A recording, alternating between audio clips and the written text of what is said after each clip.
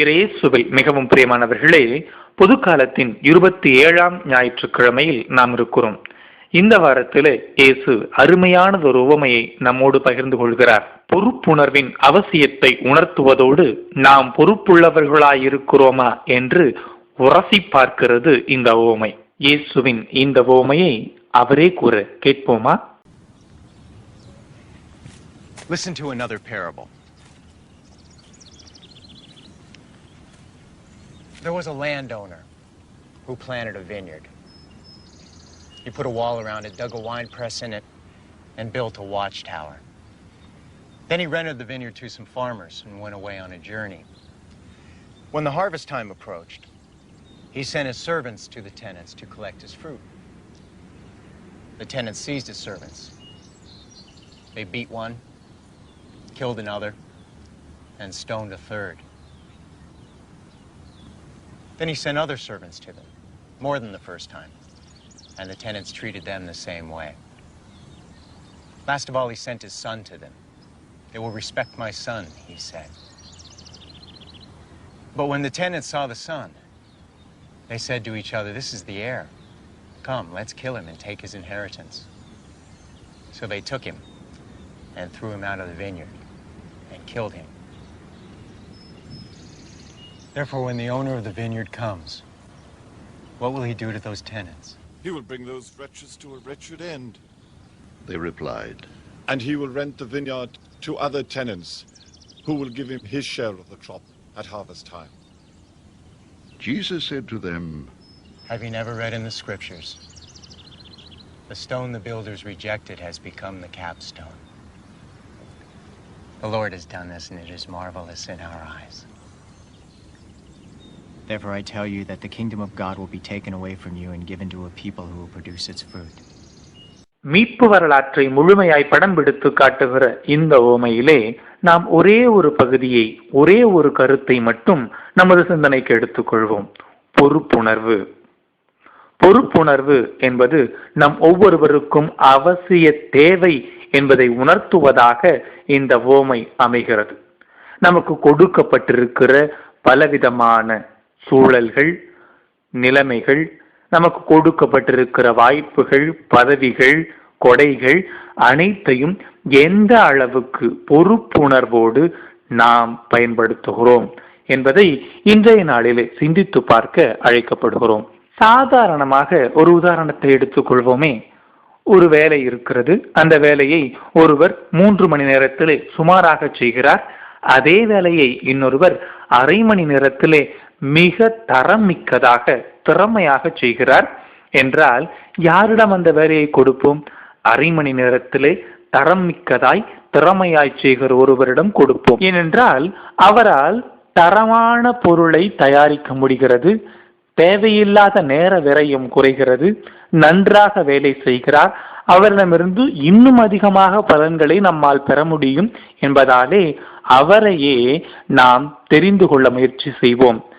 அதிக நேரத்தை எடுக்கிற, தரமில்லாத பொருட்களை தயாரிக்கிற, நேர விரயம் செய்கிற ஒருவரை நாம் ஒதுக்கி வைக்க அல்லது விரட்டிவிட முடிவெடுப்போம். அதுதான் சாதாரணமாய் நாமே நினைக்கிறது. இது இப்படி இருக்க, நமக்கு வாழ்வை கொடுத்த இறைவன், அருமையான சூழ்நிலைகளை கொடுத்த இறைவன், நல்ல வாய்ப்புகளை கொடுத்த இறைவன் என்ன எதிர்பார்ப்பார்? நம் வீடுகளிலே கூட ஒரு சிலர் பிள்ளைகளை, சிலரை ஏசுகிற பொழுது இப்படி பேசுவார்கள்.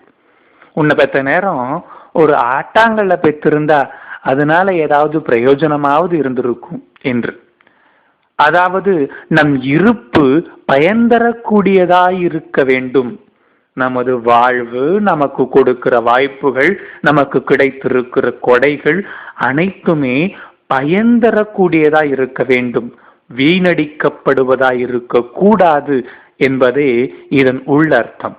இப்படி மனிதர்களிடையே நிறைய எதிர்பார்ப்புகள் இருக்க, நமக்கு அருமையான உயிரை, வாய்ப்புகளை, திறமைகளை, சூழல்களை கொடுத்த இறைவன் நம்மிடம் கணக்கு கேட்கிறார், எதிர்பார்க்கிறார், பலனை எதிர்பார்க்கிறார்.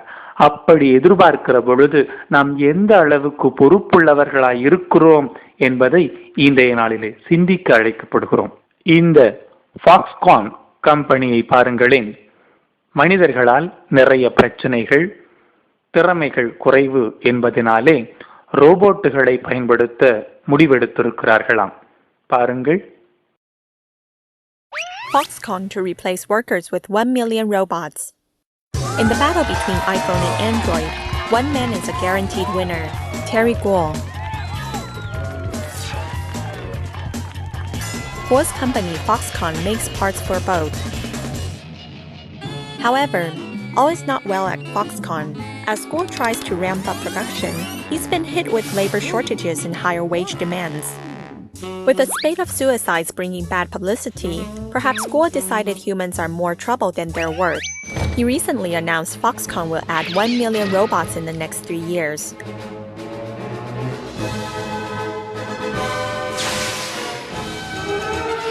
Freeing up workers for higher value tasks.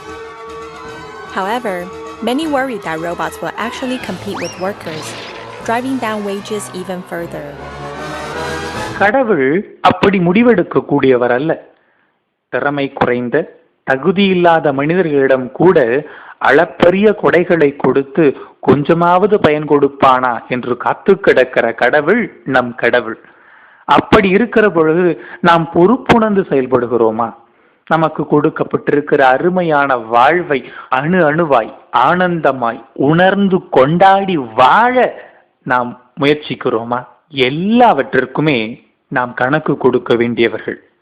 கிடைக்கிற வாய்ப்புகளுக்கு, கிடைக்கிற சூழல்களுக்கு, நமது குடும்பத்திற்கு, நம்மோடு இருக்கிற மனிதர்களுக்கு, நமக்கு கிடைத்திருக்கிற எல்லா விதமான கொடைகளுக்கு, நம்மை சுற்றி இருக்கிற சமூகத்திற்கு, நமது பங்கிற்கு, நமது உலகிற்கு என அனைத்திற்குமே நாம் கணக்கு கொடுக்க வேண்டியவர்கள். அப்படி கணக்கு கொடுக்கிற சூழல்களிலே நாம் எந்த அளவு ஆண்டவர் எதிர்பார்க்கிற நிலைமையில் இருக்கிறோம் என்பதை சிந்தித்து பார்ப்போம். வாய்ப்புகளுக்கு கணக்கு, வாழ்க்கைக்கு கணக்கு, செய்கிற காரியங்களுக்கு கணக்கு, செய்யாத காரியங்களை ஏன் செய்யவில்லை என்கிற கணக்கு, செய்கிற காரியங்களை திறமையாய் செய்கிற வாய்ப்புகள் வசதிகள் இருந்தும் அதனை செய்யாததற்கு கணக்கு, ஏனோ தானோவென்று நாம் ஒரு சிலவற்றை செய்ததற்கு கணக்கு, கடமையே என்று நிறைவேற்றிய காரியங்களுக்கு கணக்கு என எல்லாவற்றிற்குமே கணக்கு கொடுக்க வேண்டியவர்கள் நாம். ஆண்டவர் திறமைகளை, வாய்ப்புகளை, வசதிகளை நமக்கு கொடுத்திருக்க பயன்படுத்தாமல் அதனை நாம் வீணடித்ததற்கும் கணக்கு கொடுக்க வேண்டும். இறைவனுக்கு கணக்கு கொடுக்க வேண்டும். இந்த கணக்கு கொடுப்பது என்பது பயமுறுத்துதல் கிடையாது. விளைவை கண்டு பயந்து நாம் ஏதாவது செய்ய வேண்டும் என்கிற பயமுறுத்தல் கிடையாது. இது ஒரு பொறுப்புணர்வு. இது தலைமைத்துவத்தின் அடிப்படையான குணாதிசயம்.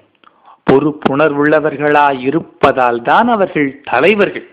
நாம் ஒவ்வொருவரும் தலைவர்களாய் உலகிலே வலம் வர வேண்டும் என்று இயேசு நமக்கு பொறுப்புணர்வை கற்றுக் கொடுக்கிறார். கிடைத்திருக்கிற வாய்ப்புகள், வசதிகளை தன்வயப்படுத்திக் கொள்ள, அதிலிருந்து தான் மட்டுமே சந்தோஷமாய் இருந்தால் போதும் என்று இன்பம் கண்டு கொண்டிருக்கிற மனநிலையை எதிர்க்கிறார் இயேசு. அப்படிப்பட்டவர்களை ஒழித்துவிட்டு அந்த வாய்ப்பையும் வசதியையும் அடுத்தவருக்கு கொடுப்பதாக இன்றைய நற்செய்தியிலே எச்சரிக்கிறார். கிடைத்திருக்கிற வாய்ப்பு, கிடைத்திருக்கிற வாழ்வு, கிடைத்திருக்கிற வசதி, பொறுப்பு அனைத்தையும் திறமையாக பயன்படுத்த முயற்சிப்போம், முடிவெடுப்போம். இறைவன் நம்மை நிறைவாக ஆசீர்வதிப்பாராக.